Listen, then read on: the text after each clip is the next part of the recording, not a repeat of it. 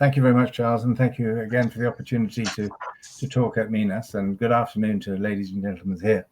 This is a bit of a whirlwind trip through here, so I apologize for some of you that will feel it slightly dumbing down, and to the others that may feel they need to know a little bit more detail about the Arctic. But let me start by saying that the title is really, the effect of Trump policy on the Sino-Russian relationship, and really since we actually decided the title, it's probably better that I actually explain what the Sino-Russian relationship is, and then see how Trump is being affected by it and how that will play into the Trump world. So in summary, I'm suggesting that this is really now the Arctic, a geopolitical laboratory where a lot of things are going on. I think there's experimentation with the new world order. It's an area of transition and alteration, which has obviously got opportunities, but at the same time, it has quite strategic issues and dangers inherent. So we're looking at the themes really as a Sino-Russian geoeconomic strategy that has been in place for the last decade in the Arctic. I'm looking especially at the issue of governance, Arctic Council, governance from space, the European Union, China itself, and others. And I'm looking specifically at a couple of projects very briefly, the Novatek LNG in the Yamal Peninsula as a kind of weather vane of the entire Sino-Russian relationship, but also very important commercially to many of you in terms of insurance, financing of, and direct involvement in those sort of projects. And then looking at space as well as a strategic aspect, with the Arctic being the cockpit of the world, essentially. One of the themes that's really coming about this, which will link up at the end with what is really happening with Trump, in my opinion, only a personal opinion, is this is very much the Arctic seen in the context of national security, the Northern Hemisphere, not just Eurasia and the Arctic, but the entire Northern Hemisphere being locked up, and a change in the world relations as a result, in terms of perhaps the emergence not of a multipolar world as we all expect and read about, but a multi-regional world as an intermediary step, excuse me, and being executed by what it can only be said will be great powers with spheres of interest. So Trump's move in Saudi Arabia 2 weeks ago was very insightful for people like me, because it seems to suggest the idea of the formation of great powers, the idea of strategic areas of interest, including space and the Arctic, and the relationship between those, and the nature of new alliances that are emerging, and perhaps some of the older alliances that are dying. And we're looking at Arctic Council. We've had hints about NATO as well. So that's the sort of area we look at. First slide I want to just very briefly is get across 2 points. Those are the Arctic countries. There's 8 of them, as you can see. And first point to notice is the extraordinary size of Russia. This is enormous, and this has implications for climate data capture, which is now excludes Russia because of its behavior over Ukraine. And also to explain to you something I'm going to be referring to quite a lot, is called the Northern Sea Route, which is a new strategic maritime global route, which really goes on the top right between the Bering Straits, between Alaska, America's Alaska, and Russia, and runs along the entire Russian coastline there, as far up and including sort of Sweden and Finland. Now, 85% of that Northern Sea Route, a new global maritime route, is actually in perfectly legitimate Arctic territory. So this is a huge, huge changer in terms of possible effect on the international political economy, possible trade between the EU and China via this route, and of course, therefore, the importance of Russia as the interlocutor between the EU and China. So next slide, please, Charles. So the question really is, why have you guys taken an hour out of your time to watch this, and what's important about the Arctic? Well, there are 3 major reasons. Number one, the rate of change of climate is the fastest in the world in the Arctic. It is 4 times faster than anywhere else. So for the mathematicians and statisticians, scientists amongst you, you immediately will see the importance of this region. It's not in as much as the climate itself, although that's important, but it's the fact that in terms of big data and climate modeling, if you have 4 times the amount of data that you can collect, then you're modeling at the International Panel on Climate Change, IPCC, and other working bodies, NGOs looking at this. This is utterly critical to understand climate because of the change rate. The second point is strategic. There are still nuclear weapons there. This is the area where the most likely conflict between Russia between the Soviet Union and America would have occurred in terms of the geographies. China, Russia, and the United States are closest at the Arctic. So those strategic weapons are there now, and we should be aware that we now have, right now, today, the former superpower in the region, the present superpower, and we now have the future superpower. There's nowhere else on Earth where they are so close together, where there are nuclear weapons, and where there is gross uncertainty, and where there is maximum environmental impact. So that's the second point. Within that strategic, of course, there's a second element, and that's resources. We have hydrocarbons, we now have rare earths, and we should not underestimate the importance of fisheries, which are now opening up because of the climate change, and things like the downside of Greenland, obviously, is its melt, but also the upside is the amount of fresh water. And China especially is very interested and has businesses there for bottling water because of the pollution of its own rivers back home. So that's the second point. And the third point is, as I've already mentioned, is the Northern Sea Route. That is a new, what's known as a SLOC, a strategic line of communication. And that is vital now because it is an alternative to China to come over the top to Europe, A, for trade, and B, to defeat any idea of US containment of China in that region. And it also keeps Russia powerful because as it owns 85% of it, it can actually communicate left and right. Sorry, my screen has gone blank. Oh, I'm back again. So that's the second. So that's the third reason, the strategic. The final point there is international relations. The Arctic Council consists of these powerful countries, America, Canada, Norway. These countries are hugely important, and the forum for the Arctic Council, which we'll talk about to explain, because it's important for you to understand the basis of what the relationship is in that part of the world, who's in control of it in the forum. This is a very important and successful to today, the Arctic Council, for maintaining good relations in the region and a good model of how we go forward in terms of consensus, limited number of objectives, and the methodology by which we make the international relations work. We'll talk about that.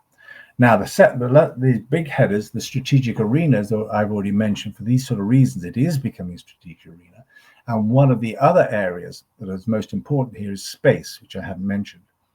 Now, to that end, recently, in the last 3 or 4 years, the United States has actually stated that the three key geopolitical areas in the 21st century are Indo-Pacific, Eurasia, and the Arctic. And it is not coincidental that obviously the Arctic appears in two of those because, of course, the whole of the northern Eurasia is the Arctic and 85% of that is Russian. So that is why this is an extremely important part of the world now. And that the fourth area, which is not mentioned but is inherent in this, is the domain of space, because the Arctic is the highest latitude on Earth and is the cockpit of the Earth. So there are a lot of up-down links now for strategic reasons, for commercial reasons, for environmental reasons, i.e. climate data, weather assessment, etc. So this is very much a strategic arena at the top of the world. So the space also leads to questions of governance, which I'm not going to preempt, but there is a question: if you're in space, then you have the ability to govern over this region, the Arctic, the broader northern Eurasia, and then ultimately the whole of the northern hemisphere from space above the Arctic. So a new world order, you can see the logic of what I'm saying, is if you look here at the strands that are waving around and there's some coalescence going on, this is where a lot of experimentation and how the new order, believe it or not, could work. And one thing I see, is the emergence of great powers, the establishment of geoeconomic power, that with time and institutions, financing, and new alliances like the BRICS arriving in the Arctic, that those geoeconomic spaces will turn into spheres of geopolitical interests. Just to give you an idea of the challenges, if you look right there, that map, in Yakutsk, well, China has built a railway now from the just below the eye in China, at a port there, all the way up to Yakutsk, a railway. And from Yakutsk, you can see the river leading to the Arctic.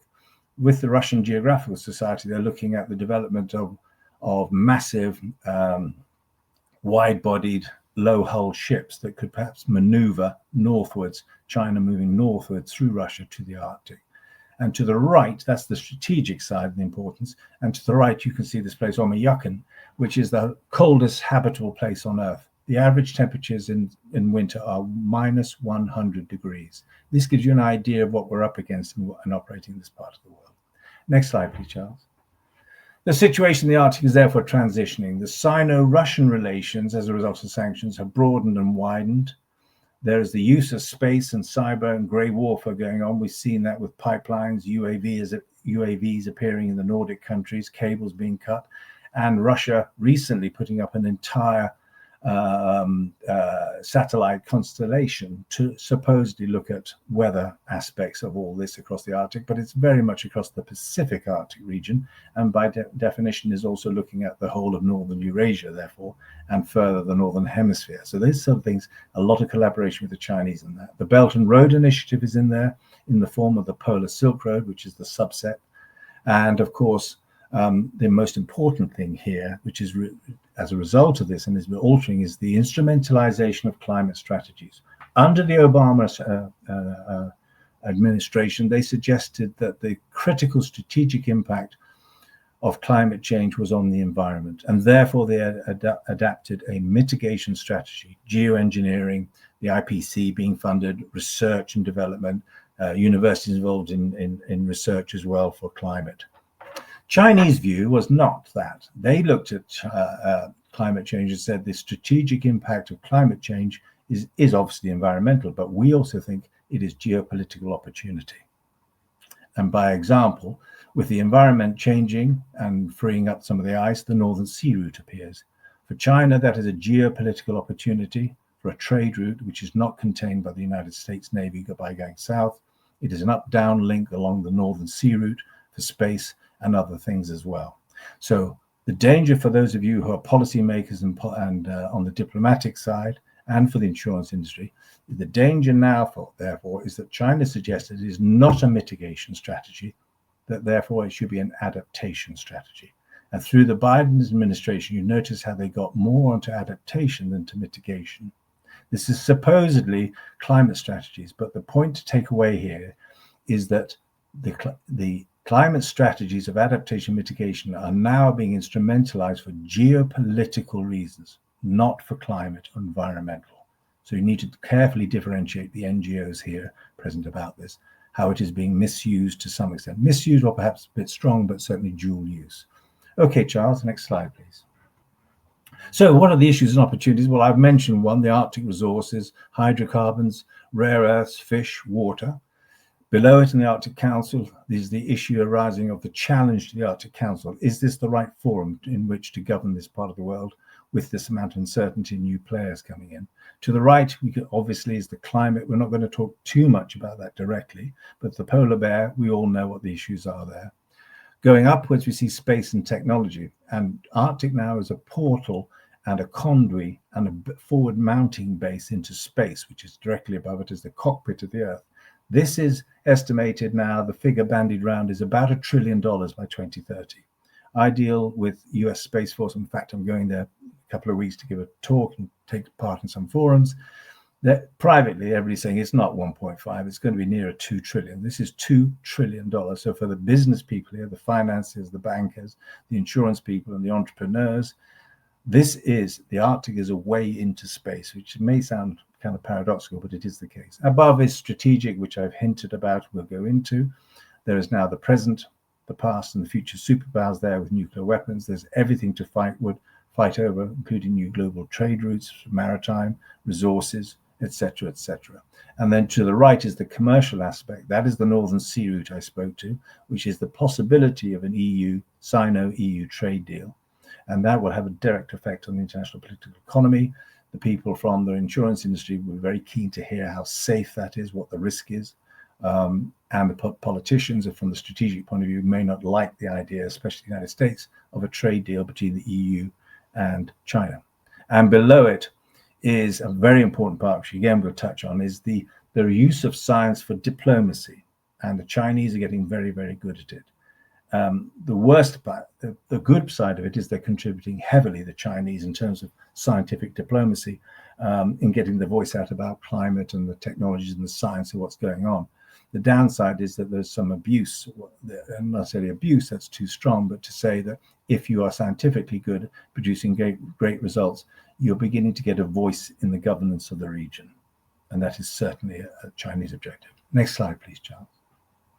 So the Arctic governance, next slide, please. This is the Arctic Council, created in 1996, but it went straight back to a speech by Gorbachev and Murmansk in the mid-80s, during the Cold War, when he suggested that there should be an area between the US and themselves in the Arctic which should remain pristine, and that should be there for should be environmentally protected, and it should be a sustainable part of the world. Cut a long story short, we now have the 8 countries that are now formed as part of the Arctic Council under the Ottawa Declaration, signed by the United States and Russia, and then the other countries invited in. And it has only 2 mandates, this environmental protection, sustainable development. What is important about this, though, is it deliberately does not conduct strategic talks, which is why people are putting pressure on them now. And shouldn't we bring in NATO? And shouldn't we have this, that, and the other? People are missing the point. This is a very important point for our audience here. In and of itself, it was deliberately designed to be a confidence-building measure in terms of international relations and affairs between Russia and America because of the nuclear capability in that part of the world. It is a confidence-building measure that should not be underestimated, especially with what is happening in the world today in that part of the world. And number 2, as a result of that, it was explicitly designed with those only 2 mandates. So that's all it had to do, the exclusion of strategic matters, but in recognition that there was still strategic matters there. The idea of the structure of the Arctic Council was that you would reduce geopolitical tensions between the 2 players to questions of international law, number 1, UNCLOS, and science. So if you wanted to extend your territory beyond the United Nations Convention on the Law of the Sea, declaration and definition of what belongs to you or not, then you would look to the geologists, science, who would say, yes, the geology is similar in this Russian territory as it is 250 miles out to sea.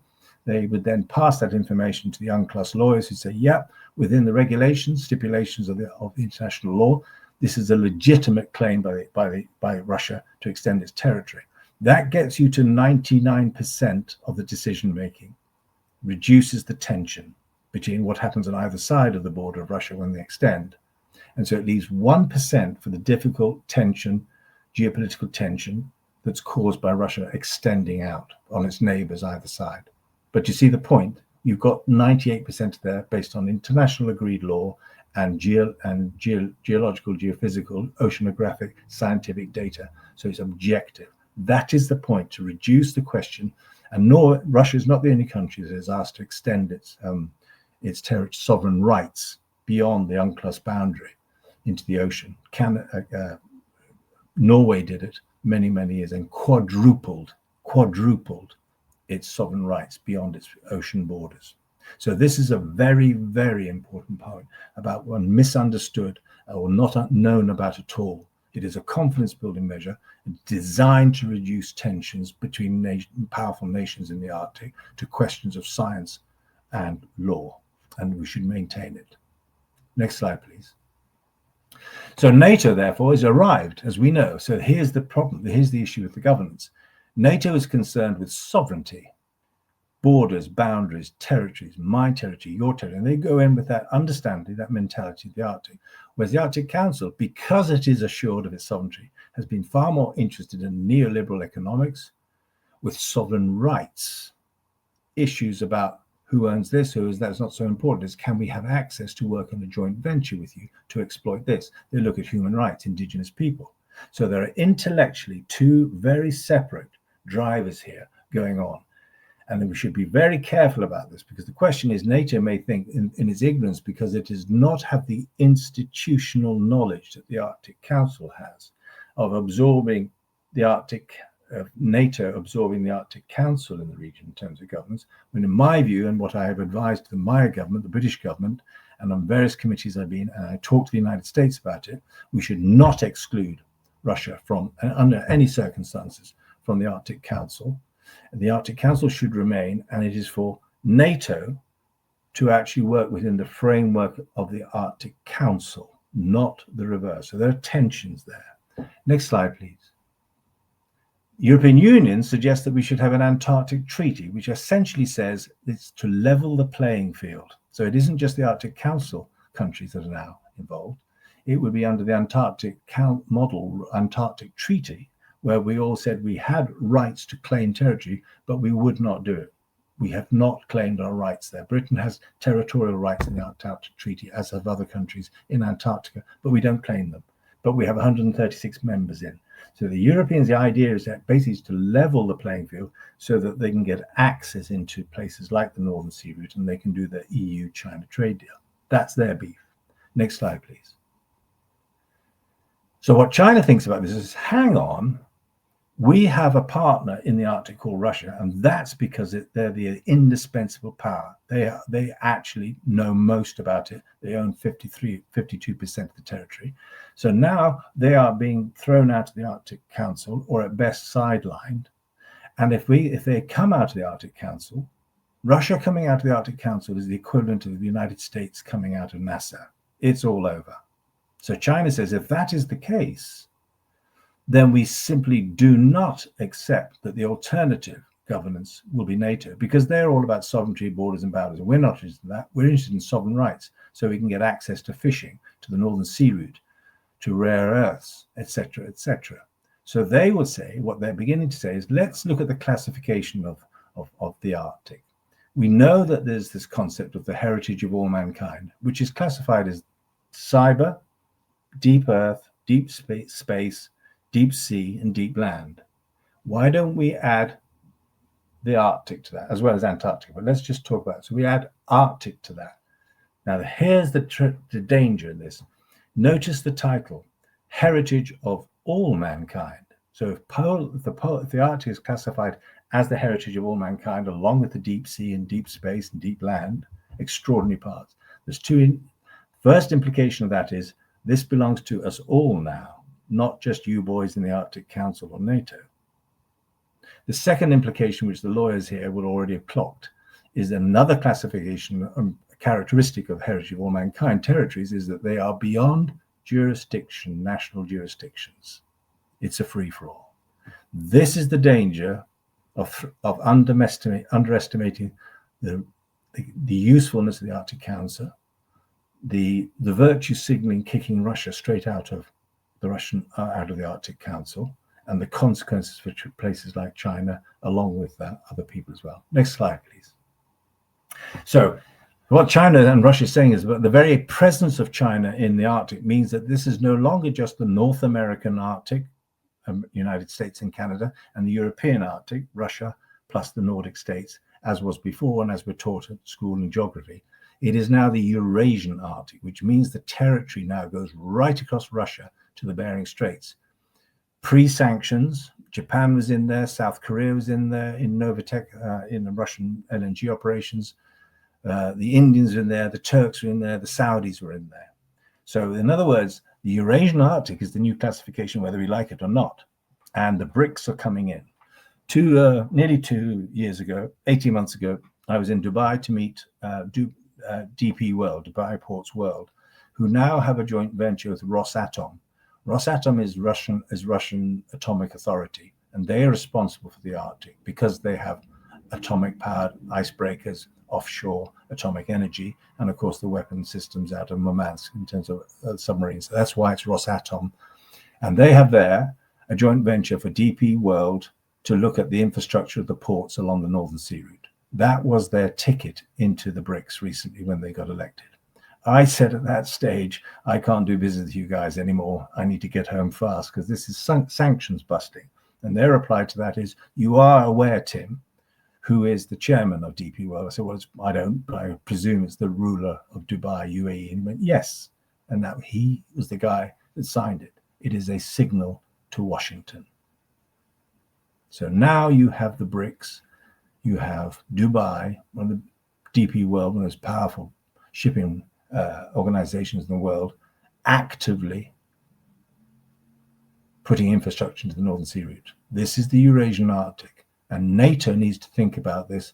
Have they got the capacity and the capability, not just to cover the European Arctic anymore, where the Russians are, but to cover right out to the Bering Straits of the United States?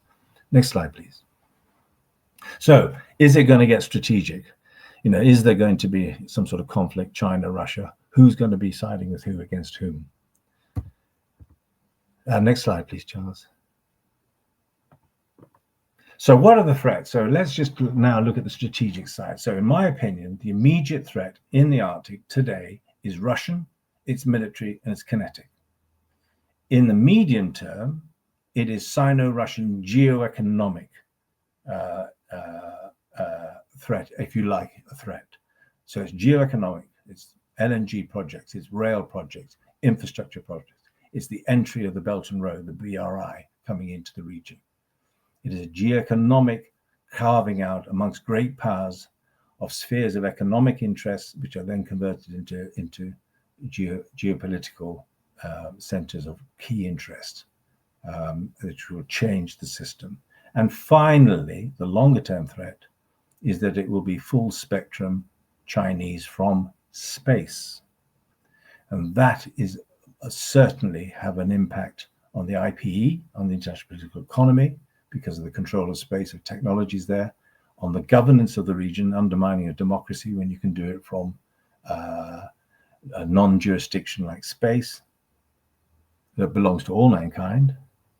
And it is geostrategic in terms of the link, therefore, between the Arctic as a launch pad and space and the Arctic in reverse. So that's the three assessments: Russian military, Sino-Russian geoeconomic, long-term, full-spectrum Chinese, largely directed from space. Next slide, please. And the next slide. So what are they really doing in summary here? Russia and China have effectively made the European Arctic, the Eurasian Arctic, which is a huge problem for the United States in terms of coverage of taking the emergence, therefore, of a new global trade route, the NSR, which is being digitized for up and down links to space. It is a geoeconomic plan which undermines the United States position there. It is a multi-regional plan, not a multipolar plan, because that is an existential risk to the United States, a multipolar world, and Russia and China, especially China, are aware of that. So you start with an intermediary position between unipolar and multipolar world, which is great powers using geoeconomic power, not military power, and technology to create economic spaces like Northeast Asia and the LNG business, which we'll talk about. So all of this is undermining the status and power of the United States. So here's the aspect of how they're actually doing it in principle then is transfer institutional knowledge. Russia, this is what is not really understood, sort of missing the woods for the trees here, the trees for the woods here, is Russia has institutionally transferred its institutional knowledge of space to China. 70 years of it, they're very good at it. That's why they're in the ISS, the International Space Station, with America and how they cooperate. They know what they're doing in space. Secondly, they've transferred knowledge of the Arctic. They are the indispensable Arctic knowledge. And the US will be the first to acknowledge that in terms of infrastructure, geography, history, exploration, indigenous people, facilities, etc., etc.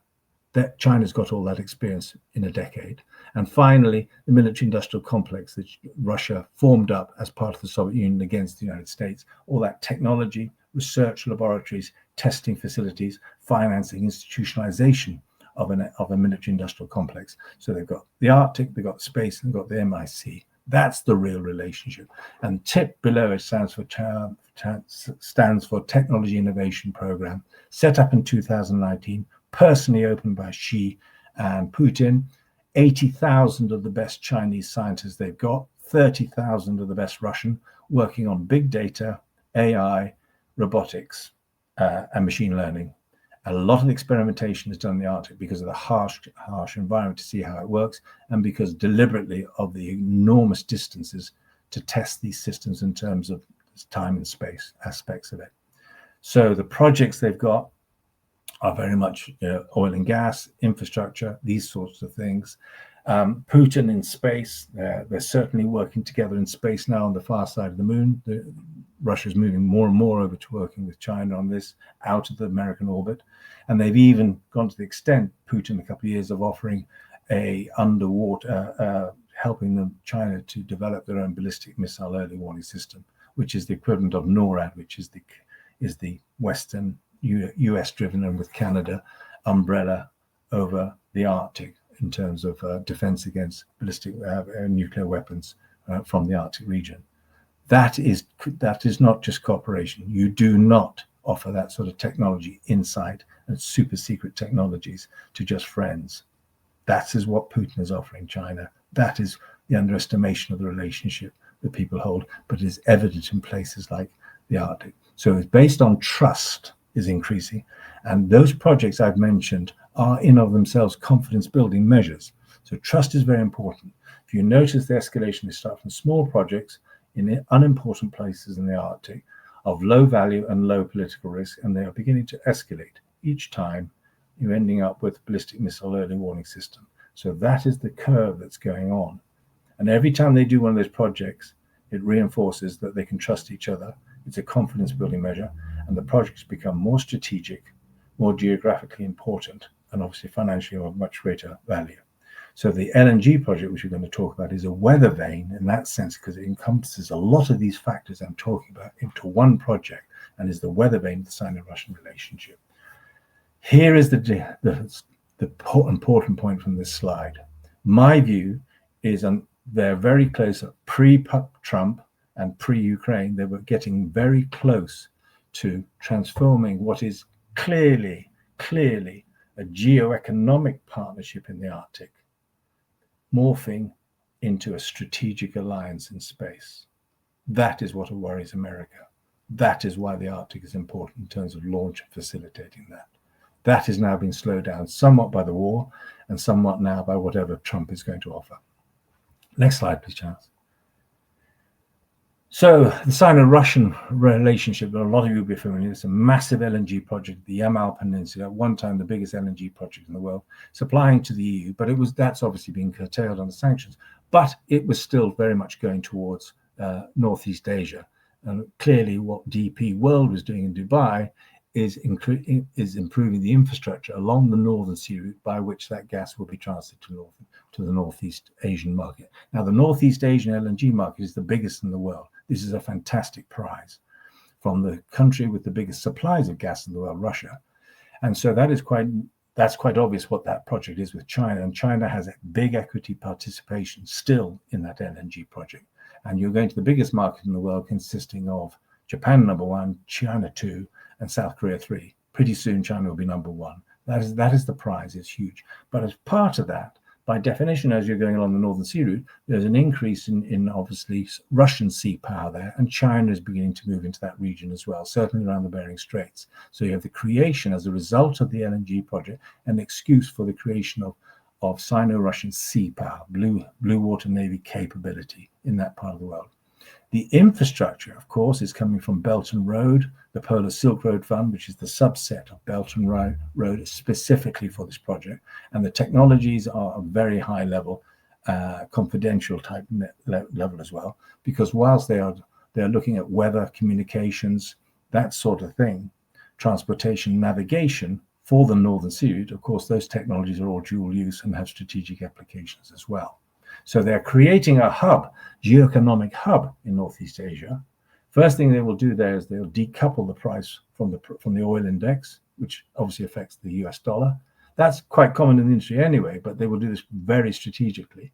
And my view is that they would then have in time, then actually also insist on payment in yuan. And therefore, they're building this geoeconomic space.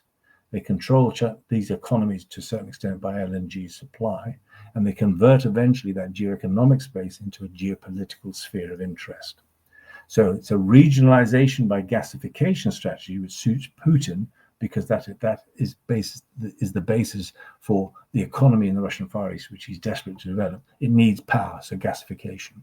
And it's therefore also the Eurasian linkage the project represents between East and Europe, Russia, China rather, and West to Europe. So those are, and at the same time, we've got DP World coming in. So you've got new alliances forming up. You've got digital applications, up-down links to space. You have the creation of a Sino-Russian sea power in that part of the world. You have the application of Belt and Road. You have the formation of a massive gas market, which can be devoted to geopolitical spheres. So you see why I consider this a weather vane for the entire Sino-Russian relationship, and Belt and Road, of course. It involves all these aspects in China. And so that is the weather vane to watch, in my view, for how the relationship in Sino-Russia should go. And it's not surprising, therefore, perhaps, that right now the US, especially in the EU, are actually sanctioning back that project into the Stone Age. And my view is the reasons is because it's far more than just an LNG project. Next slide, please. Arctic governance from space. Okay, let's have a look at that. If you go on more, Charles. No, so let's now we're going to look at space, and I want to just put this in context for you to see what's really going on. In my view, in the 21st century, the global GDP earner will not be so much the manufacturer. It is the service sector. This is the critical thing. The trade war between China and America is obviously about trade, but it's also about ownership of technology. Why? Because if you are looking at putting your arms around the superpowers, the critical GDP earner globally in the world, service sector, it is, of course, underpinned by technology. And where are those technologies operated from? Space. So we're looking at this idea that especially the Chinese are very sure of this, and the United States is obviously competing ferociously about this. This is why you're seeing the emergence of Bezos and Musk, especially in government circles. Musk, aside from what you think about him, there's a reason he's there. There's this huge strategic existential competition for the United States with China. Everything is it. This is technology, this is service sector, this is global GDP, this is ownership of space. So there is a possibility, therefore, that you can see what happens in terms of governance from space. A Chinese admiral a couple of years stood up, and probably long removed from office by now, and stated that if we can control technology in space from above the Arctic region, we can control 2 oceans and 3 continents. That's the Pacific, the Atlantic, North America, Europe, and Asia. Remember what I said at the beginning of what the United States considers the 3 most geopolitically important areas in the world today: the Arctic and Eurasia, which is Europe and Asia, and the role of space domain in controlling it. So that is a governance issue, that if China feels that it can be above the Arctic, it can beam down AI, machine learning, robotics, big data, and especially social media and the IoT. For people under 25 years of age that live on their mobile, we have seen the effect of these space-based technologies on elections. So in other words, China has the opportunity over the Arctic, not only to look at the Arctic, but to look at Eurasia, and then to look at the whole of the Northern Hemisphere. But let's look at Arctic and see how, with the young generation, putting down those sort of technologies into young people's mobile phones begins to undermine the democratic authority of the Arctic Council in terms of how we see our world being governed, etc. The climate side of this, let me give you an example of that. China has got technologies all across the Arctic now. And traditionally, the climate technology, climate data and science was owned by the Nordic countries. They were Nordic, they understood it best. But China now has got UAVs in position, submersibles, drones, geographical information systems right across the Arctic, which are then obviously zoomed up to space, uplinked to space, big data aggregation, algorithms applied, and especially now AI technologies looking at it. And what is happening is the IPCC and the working groups in the Arctic Council and environmental NGOs are saying we desperately need this data, especially as it's 4 times the rate of data of anywhere else in the world, and China is supplying it from space. That gives them a voice in the IPCC. So those people trying to keep China out of climatic things because they think they'll convert it into political power, I'm afraid you're going to lose, because the IPCC are going to say our modeling is based on big data and aggregating huge data across territories like the Arctic. And we use systems like GIS systems to collect it, and China's doing it. So you're going to see a movement of the institutional knowledge of climate and how to work it from Nordic countries to China from space. So there could be, and Russia is now involved in a lot of this with them, is that you see a strategic space alliance here for strategic reasons, looking at the United States and the Northern Hemisphere, but also for climate, giving them a voice in the Arctic, and also for governance over the region. So this is control over the Northern Hemisphere, firstly of the Arctic, more broadly in the Eurasian continent, which includes the Arctic, of course, and then, of course, the Northern Hemisphere. So this is all undermining and challenging US superpower, both militarily and economically, status, and you can see it exemplified in the Arctic. Next slide, Charles. Thanks. I'll leave that one alone. Can we do the next, please? This is an example again of the problems that China, the United States, that NATO and China, the United States and the West has. This is a project here you can see from China, but where the Sea of China is on the map. Below that is a port of Harbin in China. That is now moving north a lot over the Sino-Russian border up to Yakutsk. That is a railway that's already been built by the Chinese. The Russian Geographical Society and the Chinese are quietly working on looking at how from the Yakutsk, that river Lena you can see going up to the Arctic coast, how with shallow bottom, wide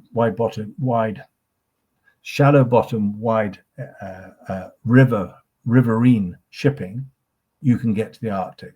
Now, America is trying to contain China through the Quad system, the relationship between between Australia, the United States, Japan, and India to physically contain it. And AUKUS also the submarine relationship between them, say, Australia and UK and the United States. These things are all containing it. But what can they do? First thing is, if you want to contain China, you're now going to have to contain Russia as well, because they're coming out in the Arctic.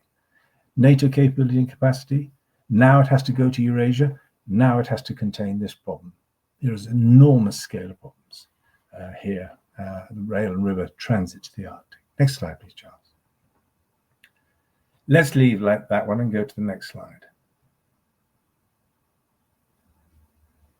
Don't worry about reading this. You can read it in slow time. Here it is. 2 weeks ago, in Saudi, when China talked when Russia was talking with the United States, the Russian offered US big oil the opportunity to come into the Arctic. To me, as a specialist, that is a huge signal. Why? Exxon used to be there in a joint venture with Rosneft. It had to leave under sanctions.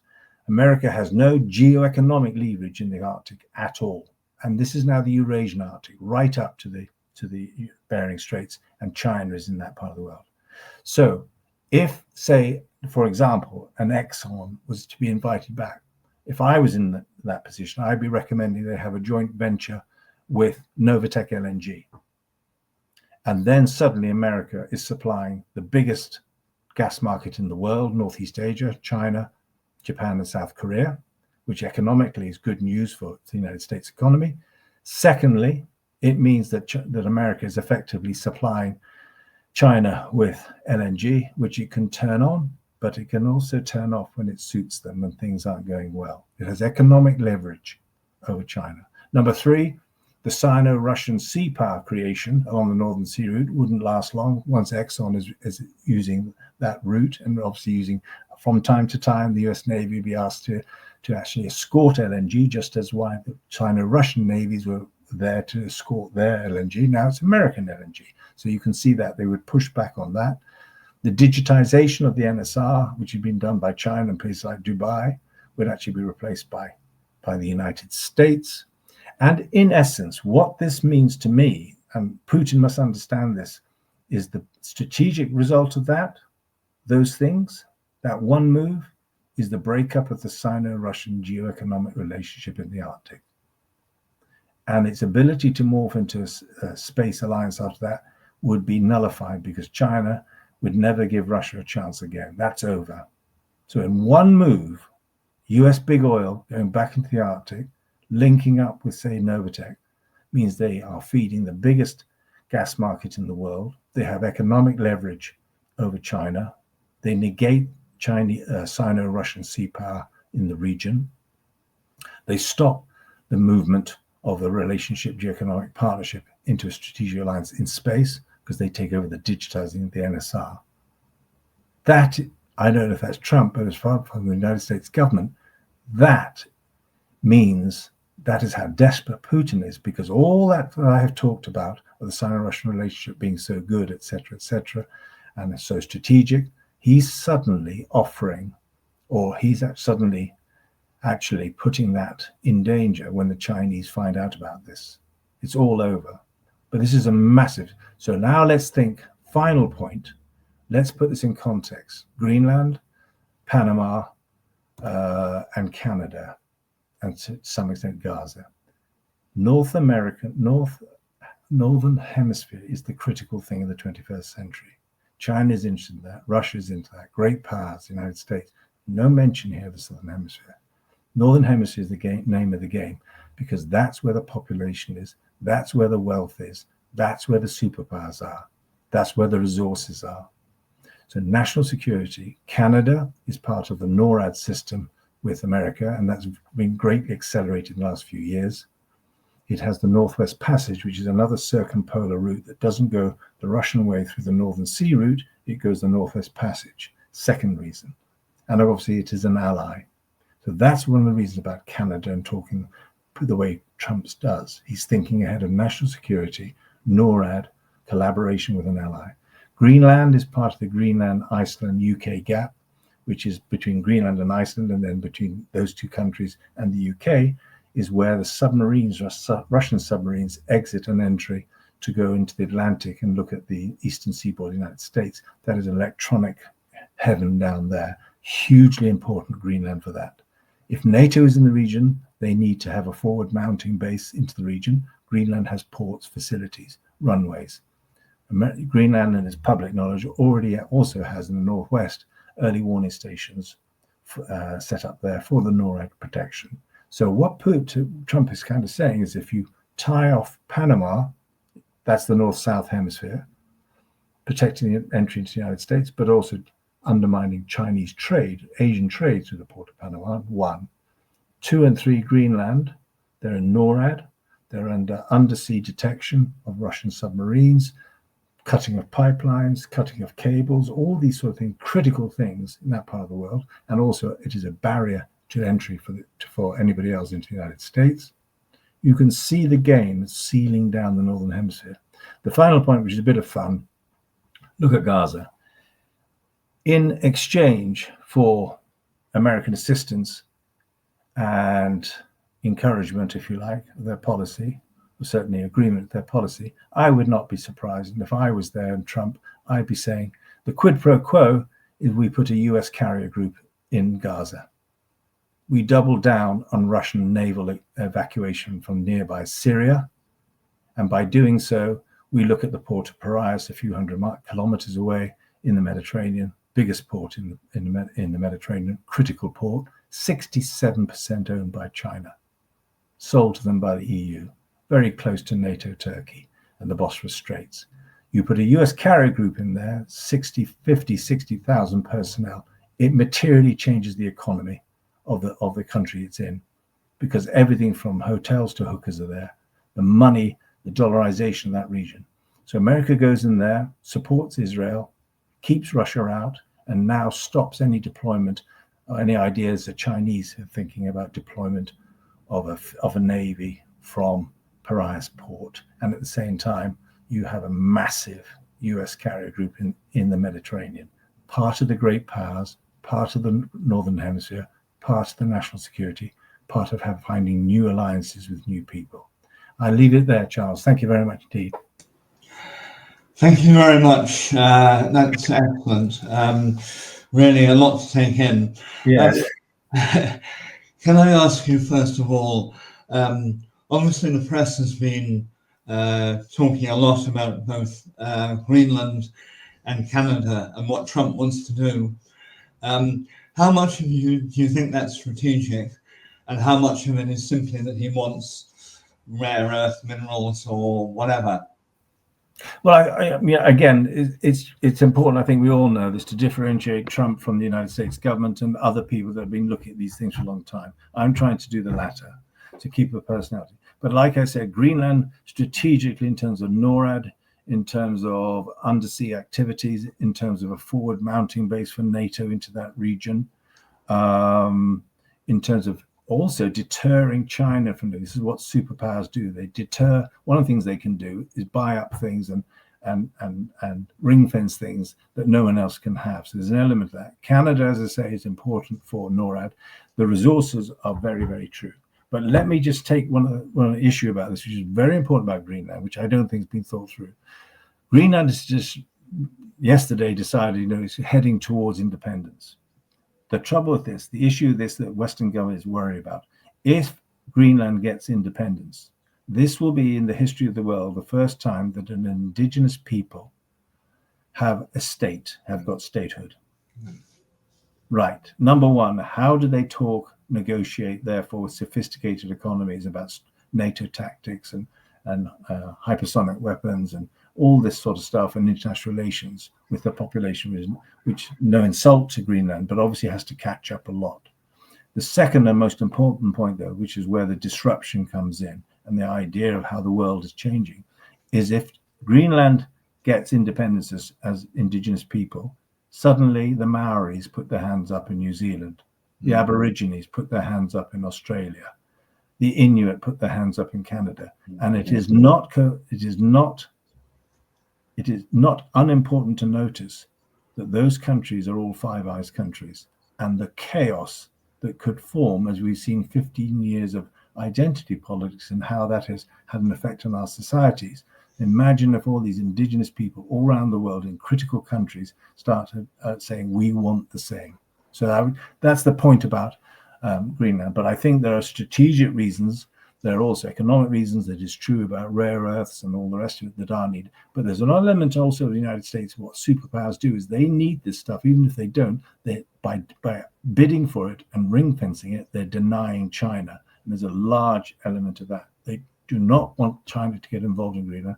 They've tried twice before Greenland to put a deep water port there and runways, but they do not want them. This is my idea of a dome over the Northern Hemisphere and national security, I think, runs deep and is beyond just what Trump is thinking about.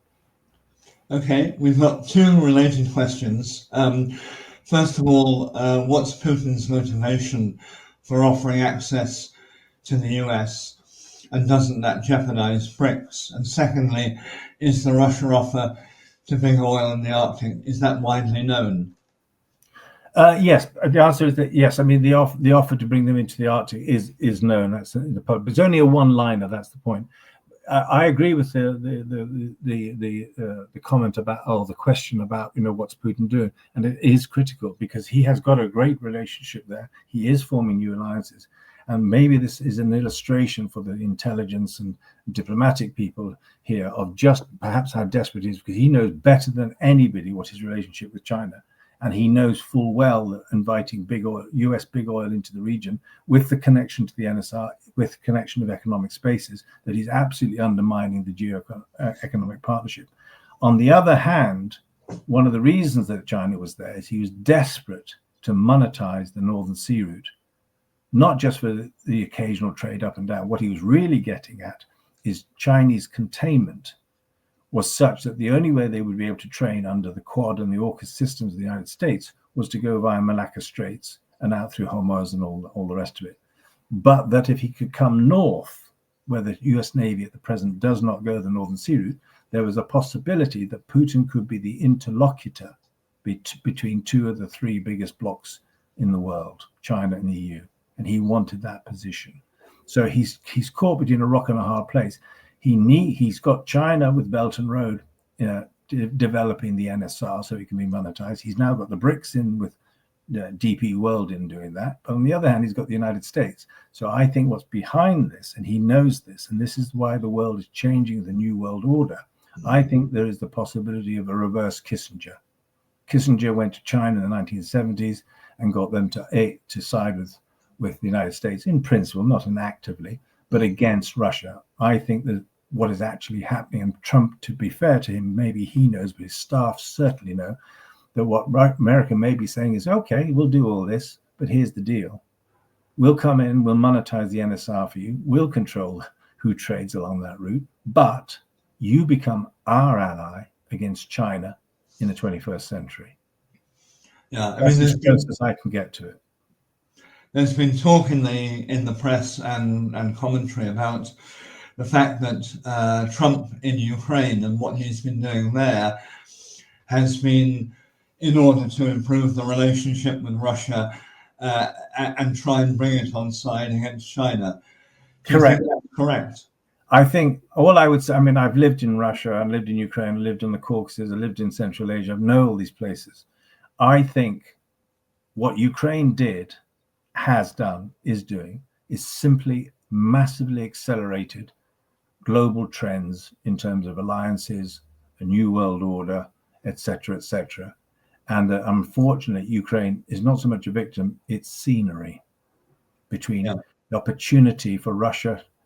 China hasn't appeared, but I'm sure they're around about, and the United States to basically, especially the United States, of course, is to begin the formulation of a new relationship with alliances and areas, spheres of interest, and the emergence of great powers towards multipolarity. But America does not want multipolarity now. Great powers is good enough for them, but that means new alliances. So unfortunately, I think Ukraine is a victim now and accelerated things that were already coming to a head. And this is the opportune minute for Trump, as it is now, but the President of the United States, to talk to the President of Russia about how we're going to look at this world in the 21st century, and whether you're with us against the Chinese or whether you're against us and you're working with the Chinese. And this is your choice. Yeah. And do you think that when Trump is gone, American policy will remain the same? Now, I think the broad drivers, the stuff I talked about space, the stuff I talked about Northern Sea route, about resources, about governance, about the reality of Chinese power, all these are going to remain. But I totally would be sympathetic to the view that, one of the things that Exxon may say and one of the things that Novatek may say, and the Chinese will certainly tell Putin is, hey, this guy's in for 4 years. He may be gone in 2. What's going to happen there? But I don't think, my personal view here of looking at my age and stage of life, I don't think in terms of the world order, the liberal rules-based order, I think we're never going to be able to put Humpty Dumpty back together again. I think this is a new world order. And more or less, if it isn't Trump, another US president, because the stuff I've come up with hopefully is considered objective and factual and based on evidence, that this is the way the world is going. The trouble is with Trump, who just got a rather intemperate man. But I think the underlying factors and drivers pushing this way will remain. But then that's up to the finances listening here, whether they want to take that risk. The insurance companies want to take that risk. The entrepreneurs want to be involved in that. But I would be putting my money on China, and I would not be surprised if there is some. And I think the other thing about these new alliances, they will be transactional, they will be temporal, and they will be elective. In other words, I could even see America saying, we will be your partner in the Arctic, but we'll be your enemy in space. And we might even work with China in space as the United States. Elective. They will be transactional in that there's what's in it for you, what's in it for me will be very obvious under a Trump administration. And it will be temporal in the sense that we may temporarily have a relationship alliance with you in the Arctic, but that might only last 3 years. That is the nature, I think, of alliances that we're going to see under the United States, irrespective of what president is there.